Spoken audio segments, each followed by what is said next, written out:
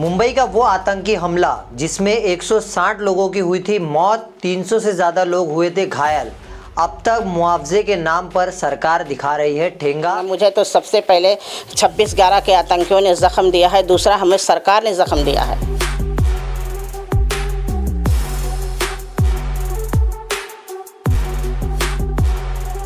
आपने कहावत सुनी होगी कि वक्त के साथ कुछ जख्म भर जाते हैं, लेकिन मुंबई 26/11 के हमले ने जो जख्म पीड़ितों को दिए हैं वो आज तक भर नहीं पाए। ये मैं क्यों कह रहा हूँ, आप देखिए ये स्पेशल रिपोर्ट में कि अब तक इंसाफ के नाम पर गुहार लगाए जा रहे हैं पीड़ितों द्वारा, लेकिन सरकार ने मुआवजे के नाम पर सिर्फ दिखाया ठेंगा। आज से ठीक 15 साल पहले 26 नवंबर 2008 के दिन आतंकियों के इस खूनी खेल से पूरा देश सहम गया था। शहर में लाशों के ढेर बिछे थे और उन्हीं में एक थी गोविंदी बैगनवाड़ी के रोड नंबर 13 में रहने वाली साबिरा खान। जो साबिरा खान हम आपको दिखा रहे हैं वो इस समय अपनी क्लास अटेंड करके घर जाने लगती है तो तुरंत जो है वो टैक्सी ब्लास्ट हो जाती है, जिस टैक्सी में वो सवार होने जाती है। वैसे ही ये ब्लास्ट ऐसा होता है कि वो कहीं दूर जा उड़ती है और आसपास सिर्फ खून के कतरे और लाशों की ढेर नज़र आते हैं। और सबसे पहले जे अस्पताल में उनका इलाज के लिए उनके बेटे द्वारा ले जाया जाता है और वहाँ पर खुद जो है हॉस्पिटल को नहीं पता चलता कि इतना बड़ा बम धमाका हुआ है। ये रिवाइंड करके बता रहे क्योंकि उस समय से लेके आज के समय तक वर्ष 2023 तक उस पीड़िता को इंसाफ नहीं मिला है। अब ये इंसाफ की लड़ाई किस तरीके से लड़ रही है, देखिए क्या कुछ पीड़िता हमसे बातचीत करते हुए कह रही है। हमारा 11 ऑपरेशन कुल मिला करके अभी तक हुआ है और अभी मेरा स्पाइन का ऑपरेशन अभी 2 महीना 3 हुआ मेरा स्पाइन का हो गया है, जो डॉक्टर ने बराबर नहीं किया, सक्सेस नहीं हो पाया। वापस अभी बोल रहे हैं उन्होंने करने के लिए। जो अपना इलाज कराई, घर जेवर दागीना खेत बेच करके कराई। मंत्रालय में मेरा बिल अभी तक जमा 16 साल होने को आया है और अभी तक मेरा बिल का पैसा नहीं मिला है। वहाँ कोई बर्तन की आवाज़ या पटाखे की आवाज़ या कोई भी आवाज़ सुनते हो तो मैं सहम उठती हूँ देर देर से। जब भी मैं टैक्सी में बैठती हूँ टैक्सी पहले चेक करने को बोलती। अबू आसम जी हैं, अमीन पटेल हैं, करट समैया जी हैं, अशोक चौहान जी हैं, देवेंद्र फडणवीस जी हैं, उद्धव ठाकरे जी हैं, हम किसको प्रतिभा पाटिल मैडम, हम दिल्ली तक भेजे हैं, मनमोहन सिंह हैं जब उनकी सरकार थी, जब इस सबको मैंने भेजे। कोई सरकार मुझे अभी तक मदद नहीं की है। हमारा 1,20,000 का इंजेक्शन लगता है।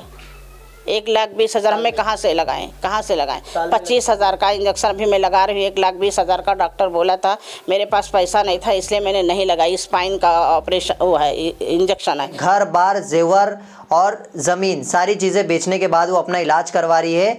देखिए हमारे साथी पत्रकार जैन सैयद ने क्या बातचीत करी है साबिरा खान से। मुंबई टीवी, हर खबर सच के साथ। 26/11/2008 आतंकवादी हमले की गूंज आज भी उन पीड़ितों को सुनाई देती है जिन्हें अब तक का इंसाफ नहीं मिला। लगभग 15 साल हो गए हैं।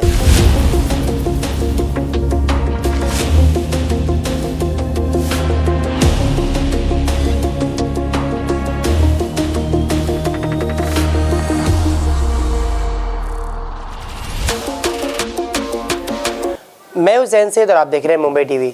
जैसा कि आप सभी को पता है, मुंबई 26 नवंबर 2008 को किस तरीके से आतंकवादी हमले से दहल उठा था और पूरा देश इस हमले से कहीं ना कहीं एक चिंताजनक था। आपको बता दें 26 नवंबर को जब ये हमला हुआ, उस दौरान जो सबसे पहले पीड़ित, जो सबसे पहली विक्टिम थी वो हमारे साथ मौजूद है।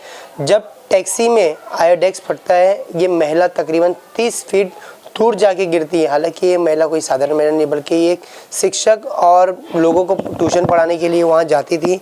इन्हें ये नहीं पता था कि वहाँ पर इतना घातक हमला होने वाला है। हालांकि जब इन्हें अस्पताल में एडमिट कराया गया तो अस्पताल वाले को भी ये नहीं पता था कि ये इतना बड़ा हमला है, कि वाकई में हमला है। देखते देखते कई मौतों के ढेरे लग गए। हमारे साथ वो महिला मौजूद है, आइए उनसे जानते हैं विस्तार से क्या कुछ हुआ था उस दिन उनके साथ में। मैम, आपका नाम बताइएगा और क्या हुआ था उस दिन और आप क्या करने गए थे उधर? मेरा नाम साबिरा है और उस दिन मैं गई थी ट्यूशन पढ़ाने। हमेशा की तरह मैं ट्यूशन लेती हूँ, गरीब बच्चों को शिक्षित करती थी। तो मैं ट्यूशन पढ़ाने के लिए मैं घर से निकली और वापस आ रही थी दर्द दे करके। एक टैक्सी आया, उस टैक्सी में बैठी। जैसे मैं टैक्सी के अंदर बैठने की कोशिश की, 2 महिला निकली, पैसेंजर थी, वो बाहर निकली। मैंने टैक्सी का दरवाज़ा खोली, इतने में धमाका हो गया। इतने में इतना ज़ोर धमाका हुआ कि 20 फुट उठा के दूर मुझे फेंक दिया। 20-30 फुट में दूर गिरी। मेरे बॉडी में से पूरे खून के फव्वारे, सिर्फ चीख पुकार, अफरा तफरी, सब कुछ धुआं के आगोश में था। मैं चिल्ला रही थी, वहाँ पर चीख रही थी, कोई आगे आए बचाए। लेकिन उस काली रात में उस क़यामत का नज़ारा सब कुछ था, कोई आगे नहीं आ रहा, सब कुछ धुआं के आगोश में था। जब मुझे होश आया तो अपने आप को मैं जयदे हॉस्पिटल में पाई। और जब मैं हॉस्पिटल में मैं गई तो मुझे डॉक्टरों ने एकदम मुर्दे खाने के पास उठा के रख दिए थे। सबसे पहला विक्टिम मैं ही गई थी। और डॉक्टर बोले कि किधर धमाका हुआ है, किधर आतंकवादी घुसे हैं, किधर ब्लास्ट हुआ है। उन लोग खुद ही नहीं यकीन कर रहे थे। और हमारी सांसें बंद थी। मुझे लेके गए मुर्दे खाने के पास डाल दिए। हमारे जब सगे वाले रिश्तेदार वहाँ जब पहुँचे तो हमारी सांसें चल रही थी। तो डॉक्टर से जाकर के सिस्टर से बोले तो सिस्टर आई तो हमारे सीने पे पैंप मारी तो मेरे को होश आया। तो मुझे इंजेक्शन और सलाई के ज़रिए से मुझे वहाँ एडमिट करके फिर मुझे 22 दिन के बाद मुझे ऑपरेशन किया गया। मेरा ब्लास्ट का छर्रा पूरे बॉडी में था और पूरा पैर पूरा ख़राब हो गया, काला हो गया, सूजन हो गया। जब हमारे लड़के पहुँचे तो 22 दिन हुआ मीडिया के ज़रिए और डीएम सुपरिटेंडेंट से शिकायत की, तब जाके जय के डॉक्टरों ने मुझे ऑपरेशन करके थोड़ा भी एक ऑपरेशन किया, आधा छर्रा निकाले, आधा पूरा बॉडी में छोड़ दिए। 22 दिन के बाद ऑपरेशन करेंगे तो क्या स्थिति होगी। मेरा पैर एकदम काला हो गया था, सूजन हो गया था, मैं चीख रही चिल्ला रही। 22 दिन के बाद एक ऑपरेशन किया गया था मेरा। उसके बाद मुझे डिस्चार्ज कर दिया। 1 हफ्ते के बाद फिर मैं वहाँ छोटा मोटा डिस्पेंसरी थी वडाला में, मैं वहाँ गई अपना, मेरा वहाँ इलाज हुआ। डॉक्टर ने चेक किए तो वो बताया कि इनका तो पूरा क्या ऑपरेशन किया जैसे कि डॉक्टरों ने, इनके तो पूरे पैर में वैसे पड़ा हुआ है पूरा छर्रे। तो फिर मुझे वहाँ से वडाला हॉस्पिटल से सैफ़ी में ट्रांसफ़र किया गया। सैफ़ी में जब मैं गई तो सैफ़ी का डॉक्टर भी अब 2 ऑपरेशन किए। वहाँ से फिर हमें खून चढ़ाया गया था तो वो खून भी जॉन्डिस हो गया था। फिर मेरा वहाँ से सैफ़ी से मुझे सैफ़ी हॉस्पिटल से कस्तूरबा में ट्रांसफ़र किया गया तो जॉन्डिस के उतरा। फिर मेरा 2 ऑपरेशन सैफ़ी में हुआ, फिर बम्बे हॉस्पिटल में हुआ, साइन हॉस्पिटल में हुआ, जॉय हॉस्पिटल में हुआ। ऐसे कुल मिला करके यहाँ चिंबोर में हुआ। हमारा 11 ऑपरेशन कुल मिला करके अभी तक हुआ है। और अभी मेरा स्पाइन का ऑपरेशन अभी 2 महीना 3 हुआ मेरा स्पाइन का हो गया है, जो डॉक्टर ने मुझे बराबर नहीं किया, सक्सेस नहीं हो पाया। वापस अभी बोल रहे हैं उन्होंने करने के लिए। तो हमारे पास इतना कहाँ पैसा है कि हम बार बार करें। हमने जो इलाज कराए, हमें सरकार उस वक्त जय हॉस्पिटल में जब सोनिया गांधी का दौरा था, कांग्रेस सरकार थी, जब भी वो आए और सर पे मेरे हाथ रख करके बोले थे कि मेडिकल का सुविधा देंगे, प्राइवेट का सुविधा देंगे। लेकिन ये सब झूठ साबित हुआ। कंपनसेशन मुआवजे सबको ऐलान करके गए, लेकिन मैं जो अपना इलाज कराई, घर जेवर दागीना खेत बेच करके कराई।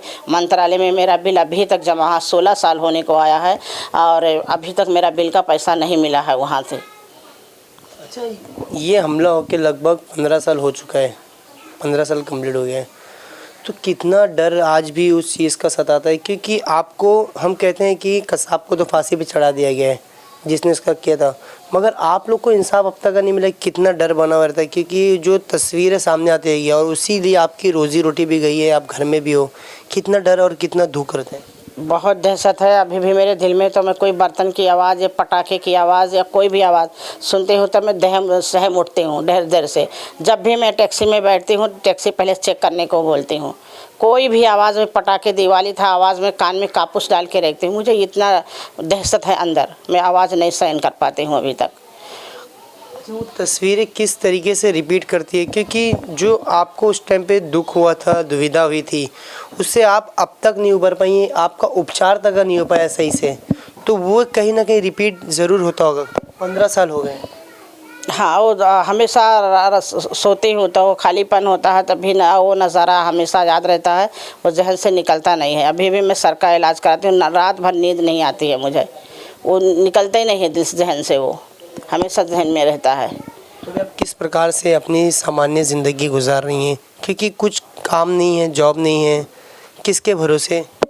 अभी देखिए माली हालात तो मेरा बिल्कुल ख़राब हो गया है, क्योंकि मेरा जेवर मैंने बेच के इलाज कराया, मेरा घर मेरा खेत 7 बीघा गांव से हमने बेच के आए, मेरा 16 लाख रुपया मेरा खर्च हुआ, जो मैंने मंत्रालय में बिल जमा करी वो बिल नहीं आया। इतनी 4-5 सरकारें आई, कोई सरकार मुझे मदद नहीं की अभी तक।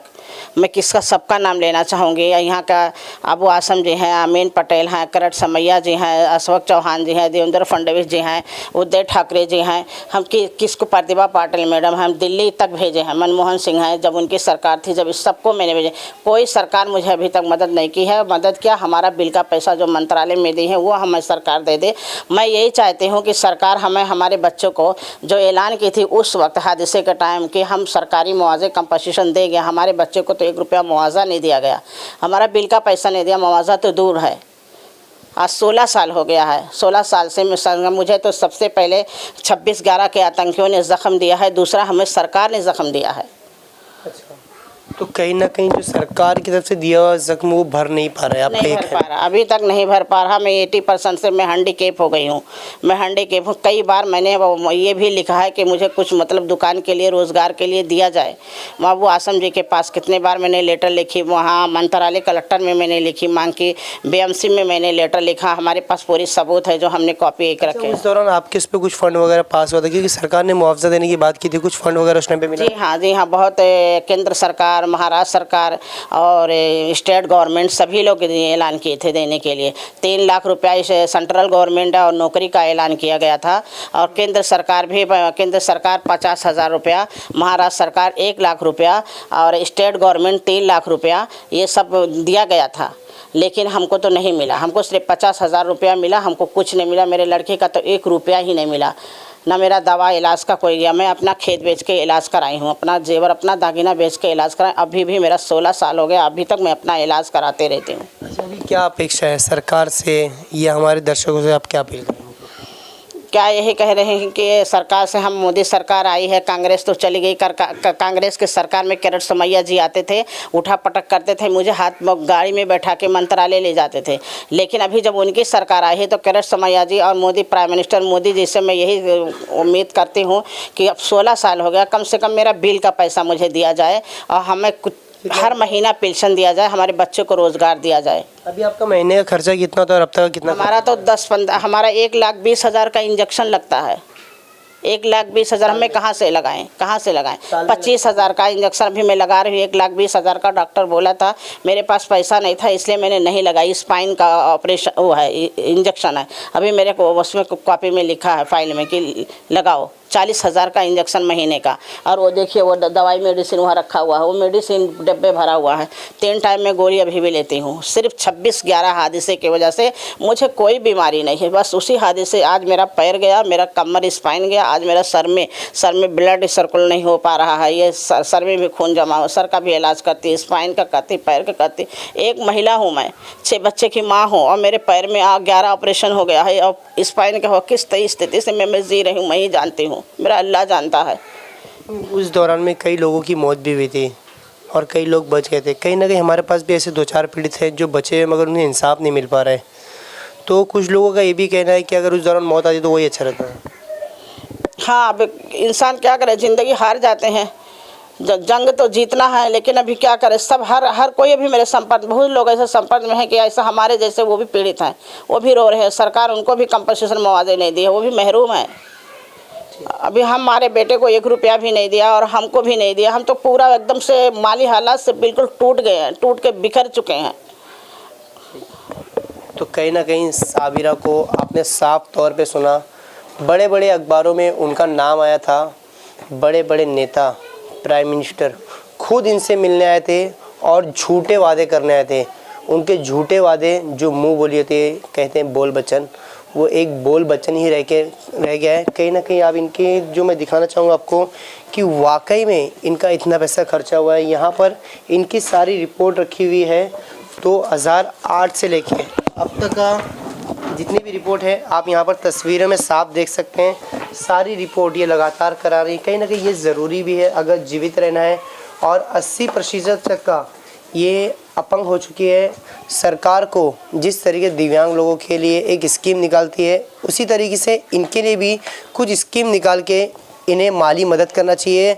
मगर कहा जाता है सरकार किसी की भी हो, भाजपा की हो या कांग्रेस की हो, उनके जो बोल वचन होते हैं वे सिर्फ वहीं तक सीमित रहते हैं, हालांकि ग्राउंड पे वे इम्प्लीमेंटेशन नहीं कर पाते हैं। यहाँ के स्थानिक नेता खुद को डैशिंग बताते हैं, उनके खिलाफ खबर लगाते हैं या उनके खिलाफ जो कुछ बोलता है तो उसे उनके कार्यकर्ता मारते हैं।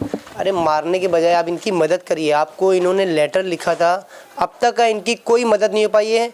और ऐसे में आपके हज़ारों कार्यकर्ता दिखा दूंगा जो अवैध तरीके से एक फुटपाथ पे दुकानदारी करते हैं, हॉकरों से पैसा वसूल करते हैं, अवैध धंधा करके पैसा वसूल करते हैं। कहीं ना कहीं अगर इस गरीब की मदद की जाए तो ये एक बहुत ही अच्छा काम होगा। अबू हाशिम आज़मी से यही उम्मीद करते हैं कि वे इनकी जल्द से जल्द मदद करेंगे। कैमरा पर्सन अफजल शेख के जैन से मुंबई टीवी।